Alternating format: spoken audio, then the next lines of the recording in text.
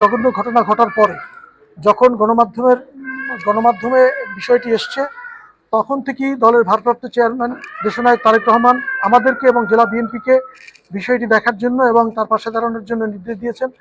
গতকাল থেকে জাতীয়তাবাদী ছাত্রদল দুমকি, পটুয়াখালী শহর এবং পটুয়াখালী হাসপাতালে তাদের পাশে ছিল, অন্যান্য অঙ্গ সংগঠনের সবাই ছিল। জেলা বিএনপির আহ্বায়ক এবং সদস্য সচিব সার্বক্ষণিক যোগাযোগ রাখছেন এবং দলের পক্ষ থেকে চিকিৎসার ব্যাপারে বিএনপির কেন্দ্রীয় স্বাস্থ্য বিষয়ক সম্পাদক ডাক্তার রফিকুল ইসলামের নেতৃত্বে একটি টিম এসছে, তার স্বাস্থ্যের খোঁজখবর নিচ্ছেন, তার প্রয়োজনীয় সকল লজিস্টিক সাপোর্ট দেওয়া হচ্ছে।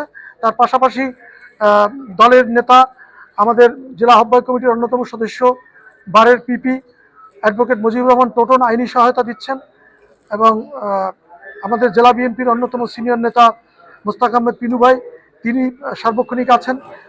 আমরা এই পরিবারের চিকিৎসা সহায়তা এবং আইনি সহায়তার পাশাপাশি তার কর্মসংস্থান সহ পরিবারের পুনর্বাসনের জন্য যা যা প্রয়োজন সবকিছু করার জন্য দলের ভারপ্রাপ্ত চেয়ারম্যান তারেক রহমান কর্তৃক নির্দেশিত হয়েছি এবং আমরা তার পাশে সর্বতোভাবে থাকবো ইনশাআল্লাহ।